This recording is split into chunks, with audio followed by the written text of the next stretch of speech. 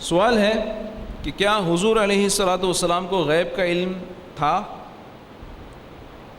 قرآن شریف میں تو اس طرح کا مفہوم ہے کہ اللہ تعالیٰ اپنے غیب پر کسی کو مطلع نہیں کرتا، اور خود حضور علیہ الصلاۃ والسلام نے ارشاد فرمایا کہ میں غیب نہیں جانتا۔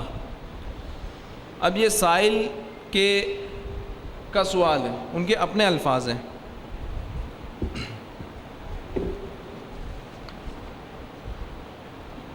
دیکھیں، غیب حضور علیہ الصلاۃ والسلام کو غیب کا علم ہے یا نہیں، اس سوال سے پہلے سمجھنے کی ضرورت یہ ہے کہ غیب کہتے کسے ہیں۔ جیسے مثال کے طور پر میں کہوں یہ قلم ہے، ٹھیک ہے، یہ پین ہے، قلم ہے، ٹھیک ہے نا۔ اب ایک شخص جس کو یہی نہ پتہ ہو کہ قلم کہتے کسے ہیں تو وہ سمجھے گا کیا؟ آپ کے پاس پین ہے، پین کیا ہوتا ہے، ٹھیک ہے نا۔ آپ کے گھر میں وائی فائی ہے، تو اب ایک شخص جو واقف ہی نہیں ہوگا بولے گا یہ وائی فائی کیا ہوتا ہے؟ یار یو ایس بی کیبل ہے آپ کے پاس، بولے یو ایس بی کیا ہوتی ہے؟ آپ کے ایتھرنیٹ کیبل ہے آپ کے پاس، بولے یہ کون سا نیٹ ہوتا ہے؟ ہمارے پاس انٹرنیٹ ہے، ایتھرنیٹ نہیں ہے، تو ethernet cable network cable کو کہتے ہیں، ٹھیک ہے نا۔ وہ بولے گا یار کیا چیز ہے؟ تو غیب حضور علیہ الصلوۃ والسلام کے پاس علم میں غیب عطا کیا گیا کہ نہیں، اس کو سمجھنے سے پہلے ضروری تو یہ کہ پہلے ہم غیب کو تو سمجھیں۔ غیب کہتے کسے ہیں؟ کسے کہیں گے؟ کوئی کہے گا دیوار کے پیچھے کا علم غیب ہے، تو پھر دیوار کے پیچھے والے جاننے والا جو بیٹھا ہوا ہے وہ تو غیب جاننے والا ہو گیا۔ اچھا، آپ کی جیب میں کیا ہے یہ غیب ہے، تو پھر آپ کو تو پتہ ہے، تو پھر یہ غیب کیسا ہوا؟ تو غیب کیا ہے، اس کی ڈیفینیشن کیا ہے؟ اللہ تعالیٰ نے عادتاً انسان کو 5 حصے عطا کیے ہیں۔ حص کسے کہتے ہیں؟ احساس، جسے ہم کہتے ہیں نا احساس، سمجھنا۔ کسی چیز کو پرکھنے کے لیے کوئی پیرامیٹرز ہوتے ہیں، کوئی چیزیں ہوتی ہیں جس کو ہم سمجھ سکتے ہیں۔ 5 حصے جنہیں حواس خمسہ کہتے ہیں۔ حص کی جمع حواس، خمسہ 5 ہے نا۔ 5 حصے اللہ تعالیٰ نے انسان کو عطا کیے ہیں جنہیں کہتے ہیں عربی میں حواس خمسہ۔ ایک ہے باصرہ، بصارت سے جس کا تعلق ہے دیکھنے کی حص۔ دوسری ہے سامعہ، سننے کی حص۔ تیسری ہے لامسہ، چھونے کی حص، چھو کے انسان محسوس کرتا ہے۔ چوتھی شامہ، سونگھنے کی حص۔ اور 5ویں ہے ذائقہ، چکھنے کی حص۔ کسی چیز کو کھٹا میٹھا ٹھنڈا گرم کھانے پینے کی اشیاء میں ہم چکھ کے محسوس کرتے ہیں۔ تو یہ 5 چیزیں جو ہیں وہ انسان کے احساسات ہیں۔ اس کے ذریعے انسان کسی چیز کو محسوس کرتا ہے، یا تو چھو کے، یا دیکھ کے، یا سن کے، یا چکھ کے، یا سونگھ کے۔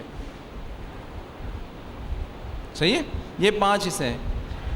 جو چیز ان 5 حصوں سے ماورا ہو، ان 5 احساسات سے خارج ہو، حواس خمسہ سے جس کا ادراک، جس کا جاننا، جس کا حصول نہ ہو سکتا ہو، وہ کیا ہے؟ وہ غیب ہے۔ سمپل، بالکل آسان سی تعریف ہے۔ جو چیز حواس خمسہ سے حاصل نہ ہو وہ کیا ہے؟ غیب ہے۔ دیکھیں، عام طور پر روزمرہ کے ہماری روٹین میں ہم بعض لوگ کہتے ہیں یار میری چھٹی اس نے کام کیا، نہیں تو میں تو گیا تھا۔ کئی لوگوں کے ساتھ آپ یہاں بیٹھے ہیں، تجربہ ہوا ہوگا، کبھی کوئی ایسا انسان کو ذہن میں ایک اور لفظ کہا جاتا ہے کلک ہوا، ایسا یار مجھے ذہن میں کلک ہوا، میں نے فوراً سامنے دیکھا کھڈا تھا، اگر میں تھوڑی دیر نہیں دیکھتا نا تو میرے پیر ویر میں جو ہے نا چوٹ آ جاتی، مجھے موچ آ جاتی، لگتا ضرور۔ اسے کہتے ہیں چھٹی حص۔ چھٹی حص ہوتی کچھ بھی نہیں ہے، حص چھٹی کوئی بھی نہیں ہوتی۔ حصے کتنی ہوتی ہیں؟ 5 ہوتی ہے، لیکن چھٹی حص کیوں کہتے ہیں اس کو؟ 6 سینس کیوں کہتے ہیں؟ اس لیے کہ 5 حصوں نے کام نہیں کیا تھا۔ اس چیز کو میں نے دیکھا بھی نہیں تھا، سونگھا بھی نہیں تھا، چکھا بھی نہیں تھا، سنا بھی نہیں تھا اور چھوا بھی نہیں تھا، مگر میرے دل میں ایک خیال آیا جس کی وجہ سے میں اس سے بچ گیا۔ یہ اللہ تعالیٰ کی طرف سے ہوتا ہے۔ تو جو چیزیں 5 حصوں میں سے شمار نہ ہو وہ کیا ہے؟ غیب۔ اب میرا سوال آپ سے کہ آپ سوچ کے بتائیے اپنے ذہن کو لگا کے کہ وہ کون سی چیز، وہ کون سی ذات، وہ کون سی، کس کو آپ ان حواس خمسہ سے بالا تر سمجھتے ہیں کہ ایسا کون یا ایسی کیا چیز ہے جسے ہم نے دیکھا نہیں، ہم نے سنا نہیں، ہم نے چکھا نہیں، ہم نے چھوا نہیں. اس تعریف کی روح سے سب سے بڑا غیب کیا ہوا؟ جس کو کسی نے نہ چھوا نہ کسی نے دیکھا، موجود بھی ہے، ایسا نہیں کہ اس کا وجود نہ ہو. وہ اللہ تعالیٰ کی ذات ہے کہ اللہ تعالیٰ کو دیکھا نہیں، اس کو ہم نے اس کا کلام براہ راست سنا نہیں، اس کو ہم نے کسی بھی حواس خمسہ میں سے کسی بھی حص سے ہم نے اسے محسوس نہیں کیا. قرآن پاک میں ھدی للمتقین، ہدایت ہے ڈر والوں کو. الذین یؤمنون بالغیب، جو بے دیکھے ایمان لائے، جو بے دیکھے غیب پہ ایمان لے کے آ گئے، دیکھا نہیں ہے ایمان لے کے آ گئے. مفسرین نے فرمایا انما الغیب هو اللہ تعالی، کہ جزئی نیست غیب سے مراد اللہ تعالیٰ کی ذات ہے. کہ مختلف باتیں ہیں، لوح محفوظ ہے، یا اس سے مراد عالم برزخ ہے، اس سے مراد جنت ہے، اس سے مراد دوزخ ہے، کیا ہے؟ تو فرمایا کہ غیب سے مراد اللہ تعالیٰ کی ذات ہے. ایک تفسیر اس کی یہ بھی ہے. اب جب ہمیں پتہ چلا کہ غیب کی تعریف کے مطابق سب سے بڑا غیب جو ہم سے سب سے زیادہ چھپی ہوئی ذات ہے وہ اللہ تعالیٰ کی ہے، تو 27 رجب المرجب جو مشہور واقعہ، جو مشہور بات منقول ہے وہ کیا ہے؟ معراج النبی صلی اللہ علیہ وسلم. 27 رجب المرجب، 27ویں شب کو حضور علیہ الصلوۃ والسلام معراج پہ تشریف لے گئے. کس کا دیدار کیا؟ اللہ تعالیٰ کا دیدار کیا، جاگتے ہوئے کیا. جسمانی معراج تھی، سر کی آنکھوں سے کیا. تو اعلیٰ حضرت کیا خوب فرماتے ہیں کہ اور کوئی غیب کیا تم سے نہا ہو بھلا، جب نہ خدا ہی چھپا تم پہ کروڑوں درود. غیب کی تعریف کے مطابق سب سے بڑا غیب اللہ تعالیٰ کی ذات ہے، اللہ تعالیٰ کی ذات ہے. اور وہ ذات جو سب سے بڑا غیب، وہ اللہ تعالیٰ کی ذات، وہ حضور علیہ الصلوۃ والسلام سے مخفی اور پوشیدہ نہیں، تو پھر باقی کون سا غیب رہ جاتا ہے میرے بھائی؟ اب ایک اعتراض جو سائل نے اپنے سوال میں کیا کہ اللہ تعالیٰ تو فرماتا ہے کہ وہ اپنے غیب پہ کسی کو مطلع نہیں کرتا ان کے کہنے کے مطابق، اور حضور علیہ الصلوۃ والسلام نے ارشاد فرمایا میں غیب نہیں جانتا سائل کے مطابق. دیکھیں یہ وہ تدبیریں ہیں، وہ طریقے ہیں جو بد مذہب لوگوں کو گمراہ کرنے کے لیے استعمال کرتے ہیں. وہ کہتے ہیں دیکھو قرآن پاک میں تو یہ ارشاد ہے، قرآن پاک میں تو یہ ارشاد ہے، یہ کہتے ہیں کہ حضور علیہ الصلوۃ والسلام غیب کا علم جانتے ہیں. اب وہ آیات ہم سنتے ہیں کہ جن میں قرآن پاک میں صراحتاً یہ فرمایا گیا ہے کہ حضور اللہ تعالیٰ غیب جانتا ہے اور اللہ تعالیٰ اپنا غیب کسی کو عطا نہیں کرتا. اس سے پہلے میں مزید آپ کو تھوڑی سی وضاحت کرنا چاہوں گا کہ غیب، علم غیب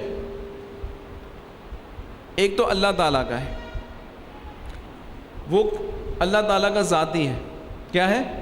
ذاتی ہے، اس کا اپنا ہے، کسی کا دیا ہوا نہیں ہے. حضور علیہ الصلوۃ والسلام کے پاس جو علم غیب ہے وہ اللہ تعالیٰ کی عطا سے ہے. اللہ تعالیٰ کے پاس جو غیب ہے، علم ہے، وہ کل علم ہے. اور حضور علیہ الصلوۃ والسلام کو جتنا اللہ تعالیٰ نے عطا کیا، اس میں دو قول ہیں، وہ غیب کا علم بعض ہے یا کل. اب اللہ تعالیٰ نے عطا کیا ہے، حضور علیہ الصلوۃ والسلام نے لیا ہے. حقیقت میں تو ہم بتا نہیں سکتے کہ اللہ تعالیٰ نے کتنا عطا کیا، وہ محبوب جانے اور محب جانے. ہمیں اس کی اطلاع نہیں ہے، ہمیں تو اسی میں ماندے ہیں، ہم اسی میں بحث و مباحثے میں ہیں کہ حضور علیہ الصلوۃ والسلام کو غیب کا علم دیا گیا یا نہیں دیا گیا. ہم نہیں ہیں الحمدللہ، ہمیں ایسا کوئی تردد نہیں ہے، ہمارا یہ ایمان یقین ہے کہ حضور علیہ الصلوۃ والسلام کو غیب کا علم ہے. اب ان آیات کو سنتے ہیں کہ جس میں تخصیص ہے اللہ تعالیٰ کے علم غیب کی، اور اس علم غیب کو کہتے ہیں علم غیب ذاتی، اللہ تعالیٰ کا ذاتی غیب ہے. اللہ تعالیٰ نے اگر انکار فرمایا اپنے سوا کسی اور کو علم غیب دینے کا تو اس سے مراد اس کا ذاتی علم ہے. اور جہاں پہ یہ فرمایا کہ علم غیب عطا کیا گیا تو وہ عطائی علم ہے. تمام انشاءاللہ وہ دونوں حوالے سے ہم آیات مقدسہ سنتے ہیں. قرآن پاک میں ارشاد ہے سورہ بقرہ کی آیت نمبر 33 انی اعلم غیب السماوات والارض. اللہ تعالیٰ فرماتا ہے میں جانتا ہوں آسمان اور زمین کی سب چھپی چیزیں. سورہ مائدہ آیت نمبر 109 یوم یجمع اللہ الرسل فیقول ماذا اجبتم. جس دن اللہ جمع فرمائے گا رسولوں کو پھر فرمائے گا تمہیں کیا جواب ملا. قالوا لا علم لنا. عرض کریں گے ہمیں کچھ علم نہیں. بے شک انک انت علام الغیوب. بے شک تو ہی ہے سب غیبوں کا جاننے والا. اور سورہ مائدہ کی آیت نمبر 116 میں ہے تعلم ما فی نفسی ولا اعلم ما فی نفسک. تو جانتا ہے جو میرے جی میں ہے اور میں نہیں جانتا جو تیرے علم میں ہے. اور سورہ انعام کی آیت نمبر 59 وعنده مفاتیح الغیب لا يعلمها الا هو. اور اسی کے پاس ہیں کنجیاں غیب کی انہیں وہی جانتا ہے. عالم الغیب والشہادہ هو الحکیم الخبیر. سورہ انعام آیت نمبر 73. ہر چھپے اور ظاہر کا جاننے والا اور وہی حکمت والا خبردار. سورہ توبہ آیت نمبر 78 وَأَنَّ اللَّهَ عَلَّامُ الْغُیُوبِ. اور یہ کہ اللہ سب غیبوں کو بہت جانتا ہے. سورہ توبہ آیت نمبر 94 ثُمَّ تُرَدُّونَ إِلَىٰ عَالِمِ الْغَیْبِ وَالشَّهَادَةِ فَيُنَبِّئُکُم بِمَا کُنتُمْ تَعْمَلُونَ. اور جلد اس کی طرف پلٹو گے جو چھپا اور کھلا سب جانتا ہے تو وہ تمہارے کام تمہیں جتاوے گا. سورہ یونس آیت نمبر 20 قُلْ إِنَّمَا الْغَیْبُ لِلَّهِ فَانتَظِرُوا. تم فرماؤ غیب تو اللہ کے لیے ہے اب راستہ دیکھو. سورہ کہف آیت نمبر 26 لَهُ غَیْبَ السَّمَاوَاتِ وَالْأَرْضِ. اسی کے لیے ہیں آسمانوں اور زمینوں کے سب غیب. اور سورہ فاطر آیت نمبر 38 ان اللہ عالم غیب السماوات والارض. بے شک اللہ جاننے والا ہے آسمانوں اور زمینوں کی ہر چھپی بات کا. اب ان آیات کو پیش کرنے کے بعد ان آیات کو سننے کے بعد جب بندہ مکمل بات کو جانتا نہیں ہوگا دوسری آیات کی طرف اس کی نظر نہیں ہوگی تو کیا کہے گا ہاں یار یہ صحیح بولتا ہے. اللہ تعالیٰ تو قرآن پاک میں ارشاد فرما رہا ہے کہ اپنے غیب پہ کسی کو غیب کا جاننے والا تو صرف اللہ ہی ہے. انبیاء کرام جب فرمائیں گے لا علم لنا الا ما علمتنا ہمیں کوئی علم نہیں ہے مگر وہ جو تو نے ہمیں سکھایا. تو جب انبیاء کرام خود یہ فرما رہے ہیں قرآن پاک میں یہ ارشاد ہے تو ہم اللہ کی مانیں کہ یہ بندوں کی مانیں. وہ یہی کہے گا نا کوئی بھی سننے والا. تو اب مسئلہ کیا اس نے آیات کون سی پیش کی علم غیب ذاتی کی. اب آئیے وہ آیات سنتے ہیں جس میں اللہ تعالیٰ ارشاد فرماتا ہے کہ اس نے اپنے رسولوں کو اپنے انبیاء کرام علیہ الصلوۃ والسلام کو علم غیب عطا فرمایا. عقلاً تو جو ہم نے بات شروع میں کی نا ماننے والے سمجھنے والے کے لیے وہی کافی ہے کہ جب سب سے بڑا غیب جس سے نہیں چھپا تو پھر دوسرے غیب کی چیزیں کیا اہمیت رکھتی ہیں. قرآن پاک میں ارشاد ہے سورہ جن آیت نمبر 26 اور 27 جو ایک جزیہ سائل نے سوال میں کہا تھا وہ آیت نمبر 26 سے تھا. آیت نمبر 27 کو ذکر نہیں کیا جس میں اس کا استثناء ہے عالم الغیب فلا یظہر علی غیبہ احدا الا من ارتضی من رسول. غیب کا جاننے والا تو اپنے غیب پر کسی کو مسلط نہیں کرتا. غیب کا جاننے والا تو اپنے غیب پر کسی کو مسلط نہیں کرتا. گھوم گیا دماغ تو آگے تو بڑھو الا من ارتضی من رسول سوائے اپنے پسندیدہ رسولوں کے. تو اللہ تعالیٰ فرما رہا ہے. سورہ آل عمران کی آیت نمبر 179 وما كان الله ليطلعكم على الغيب ولكن الله يجتبي من رسله من يشاء. اور اللہ کی شان نہیں اے عام لوگوں تمہیں غیب کا علم دے دے، ہاں اللہ چن لیتا ہے اپنے رسولوں سے جسے چاہے۔ اور آیت نمبر سورۃ النساء آیت نمبر 113، وَعَلَّمَكَ مَا لَمْ تَكُنْ تَعْلَمُ، اللہ تعالیٰ ارشاد فرما رہا ہے اپنے محبوب علیہ الصلوۃ والسلام کو، اور تمہیں سکھا دیا جو کچھ تم نہ جانتے تھے۔ ارشاد ہوتا ہے سورہ انعام آیت نمبر 38، مَا فَرَّطْنَا فِي الْكِتَابِ شَيْءٍ، ہم نے اس کتاب میں کچھ نہ اٹھا رکھا، کوئی چیز چھپی ہوئی نہیں ہے اس کتاب میں۔ اس آیت کی تفسیر میں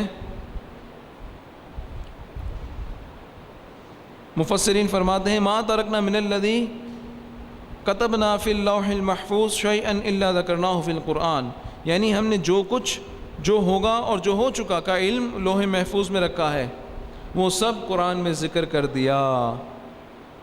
اور ایک آیت میں ارشاد ہے چونکہ قرآن پاک میں ما کان وما یکون، جو ہوگا آئندہ زمانے میں، جو ہو چکا گزشتہ زمانے میں، سب کا علم قرآن پاک میں موجود ہے۔ اللہ تعالیٰ فرماتا ہے سورہ نحل آیت نمبر 89 89، وَنَزَّلْنَا عَلَيْكَ الْكِتَابَ تِبْيَانًا لِكُلِّ شَيْءٍ، اور ہم نے تم پر یہ قرآن اتارا کہ ہر چیز کا روشن بیان ہے۔ سورہ رحمان، الرحمن علم القرآن، رحمان نے اپنے محبوب کو قرآن سکھایا۔ معلم کون ہے؟ خود اللہ تعالیٰ ہے۔ سکھانے والا کون ہے؟ رحمان۔ کس کو سکھایا؟ حضور علیہ الصلوۃ والسلام کو۔ اور سکھایا کیا؟ قرآن، یعنی علم ما یکون و ما کان، جو ہو چکا جو ہوگا حضور جان۔ تکویر آیت نمبر 24 میں اللہ تعالیٰ ارشاد فرماتا ہے وما هو علی الغیب بضنین، اور یہ نبی غیب بتانے میں بخیل نہیں۔ ہوا ضمیر سے مراد حضور علیہ الصلوۃ والسلام کی ذات ہے۔ اگر بالفرض ہوا ضمیر سے مراد جیسا کہ بد مذہبوں کے ہاں اپنی موقف کو بچانے کے لیے کیا جاتا ہے کہ اس ہوا سے مراد حضور علیہ الصلوۃ والسلام کی ذات نہیں، حالانکہ مقدمین مفسرین نے بھی یہی بات ارشاد فرمائی کہ ہوا ضمیر سے مراد حضور علیہ الصلوۃ والسلام کی ذات ہے کہ یہ نبی غیب بتانے میں بخیل نہیں۔ وہ کہتے ہیں کہ ہوا ضمیر سے مراد اللہ تعالیٰ کی ذات ہے، وما ہوا علی الغیب بضنین، یعنی اللہ تعالیٰ غیب بتانے میں بخیل نہیں ہے۔ تو میرے بھائی غیب بتایا کس کو؟ اللہ بتائے گا تو کسے بتائے گا؟ اپنے محبوب کو بتائے گا نا۔ تو اس میں پھر جھگڑا ہی ختم ہو گیا نا کہ ہم بھی تو یہی کہتے ہیں کہ اللہ کے بتائے سے، اللہ کی عطا سے حضور علیہ الصلوۃ والسلام کو علم غیب ہے۔ اگلی ہی آیت میں کیا خوبصورت وضاحت ہو رہی ہے کہ وما ہوا بقول الشیطان الرجیم، اور قرآن مجید شیطان مردود کا پڑھا ہوا نہیں۔ قرآن مجید شیطان مردود کا پڑھا ہوا نہیں۔ معلوم کیا ہوتا ہے کہ جو اس طرح سے قرآن آیات کا انکار کرتا ہے وہ حقیقت میں قرآن نہیں پڑھ رہا ہوتا، بلکہ قرآن کے ذریعے لوگوں کو بہکا کر شیطان کی پیروی کر رہا ہوتا ہے۔ اللہ تعالیٰ ایسے مردودوں سے، ایسے بد مذہبوں سے ہمیں محفوظ رکھے، ان کے دام فریب سے ہمیں بچائے، ان کے فتنے فساد سے ہمیں محفوظ رکھے، اہل سنت و جماعت پر، مذہب مہذب پہ ہمیں استقامت عطا فرمائے۔ بخاری شریف میں حدیث پاک ہے کہ حضرت انس بن مالک رضی اللہ تعالیٰ عنہ سے مروی ہے ان النبی صلی اللہ علیہ وسلم خرج حین زاغت الشمس فصلی الظہر، حضور علیہ السلام سورج کے زائل ہوتے وقت یعنی ظہر کا وقت جیسے ہی ہوا باہر تشریف لائے اور ظہر کی نماز ادا فرمائی۔ فلما سلم قام علی المنبر، جب سلام پھیرا تو ممبر پر تشریف لے آئے۔ وذکر الساعۃ، قیامت کا بیان فرمایا۔ وذکر ان بین یدیہا امور عظاما، اور ارشاد فرمایا کہ ان کے سامنے بہت بڑے بڑے معاملات ہیں۔ ثم قال، پھر ارشاد فرمایا من احب ان یسأل عن شیء فلیسأل عنہ، جو کسی چیز کے بارے میں پوچھنا چاہتا ہے تو پوچھ لے، جو کسی بھی چیز کے بارے میں پوچھنا چاہتا ہے تو پوچھ لے۔ فواللہ لا تسألون عن شیء الا اخبرتکم بہ ما دمت فی مقامی ھذا، بس جس چیز کا بھی تم مجھ سے اس وقت پوچھو گے جب تک میں اپنی اس جگہ پہ کھڑا ہوں تمہیں بتا دوں گا، جو پوچھنا ہے پوچھو۔ قال انس، حضرت انس بن مالک رضی اللہ تعالیٰ عنہ جو راوی حدیث ہیں فرماتے ہیں فَأَكْثَرَ الْأَنصَارُ الْبُكَاءَ، کیونکہ یہ ایک جلالی کیفیت، ایک غضبناک کیفیت ہے حضور علیہ الصلوۃ والسلام کی، اور اس سے جو صحابہ کرام تھے وہ خوف زدہ تھے کہ حضور علیہ الصلوۃ والسلام کہیں ہم سے ناراض تو نہیں ہے۔ فَأَكْثَرَ الْأَنصَارُ الْبُكَاءَ، انصاری صحابہ کثرت سے رونے لگ گئے جب حضور علیہ الصلوۃ والسلام نے یہ فرمایا تو۔ وَأَكْثَرَ رسول اللہ صلی اللہ علیہ وسلم أَن يَقُولَ سَلُونِي، اور رسول اللہ صلی اللہ علیہ وسلم کثرت سے یہ فرماتے رہے مجھ سے پوچھو، سوال کرو۔ قال انس، راوی فرماتے ہیں حضرت انس بن مالک رضی اللہ تعالیٰ عنہ، فقام الیہ رجل، ایک شخص کھڑا ہوا، فقال این مدخلی، یا رسول اللہ، یعنی یا رسول اللہ میرا ٹھکانہ کہاں ہے؟ حضور علیہ السلام نے فرمایا النار، جہنم۔ اور ایک اور شخص حضرت عبداللہ ابن حذافہ رضی اللہ تعالیٰ عنہ، جن پر یہ بعض لوگ طعن کیا کرتے تھے کہ آپ حذافہ کے بیٹے نہیں ہیں، آپ کا نسب حذافہ سے نہیں ہے، تو انہوں نے موقع کو غنیمت جانتے ہوئے انہوں نے کہا من ابی یا رسول اللہ، میرا باپ کون ہے یا رسول اللہ؟ فقال ابو کا حذافہ، آپ کے والد حذافہ ہی ہیں۔ ثم قال ثم اکثر ان یقول سلونی، پھر کثرت سے حضور علیہ السلام نے ارشاد فرمایا مجھ سے پوچھو۔ امام بخاری ایک اور روایت نقل فرماتے ہیں، حضرت اسماء رضی اللہ تعالی عنہا سے روایت منقول ہے، فرماتی ہیں کہ رسول اللہ صلی اللہ تعالی علیہ وسلم نے ارشاد فرمایا ما من شیء لم اکن ارأیتہ الا رأیت فی مقامی حتی الجنۃ والنار، یعنی جو چیزیں میں نے دیکھی تھیں وہ مجھے اسی جگہ دکھا دی گئیں، یہاں تک کہ جنت اور دوزخ بھی۔ اپنی ہی جگہ پہ ٹھہرے ہوئے حضور علیہ السلام جنت اور دوزخ کا مشاہدہ بھی فرما رہے ہیں۔ مسلم شریف، ترمذی، ابو داؤد اور ابن ماجہ میں حضرت ثوبان رضی اللہ تعالیٰ عنہ سے روایت ہے کہ رسول اللہ صلی اللہ تعالیٰ علیہ وسلم نے ارشاد فرمایا ان اللہ زوالی الارض ورأیت مشارقها ومغاربها، کہ اللہ تعالیٰ نے میرے لیے زمین کو سمیٹ دیا ہے، میں اس کے مشرق اور مغرب سب ایک ساتھ دیکھ سکتا ہوں۔ اب جہاں تک بات ہے عالم الغیب، لفظ عالم الغیب یہ اللہ تعالیٰ کے لیے خاص ہے۔ عالم الغیب کا لفظ غیر اللہ کے اوپر اطلاق اس کا نہیں ہوتا۔ انبیاء اکرام علیہ الصلوۃ والسلام کے لیے کیا کہا جاتا ہے کہ اللہ کی عطا سے انہیں علم غیب ہے، اللہ تعالیٰ نے انہیں علم غیب عطا فرمایا ہے۔ واللہ تعالیٰ اعلم۔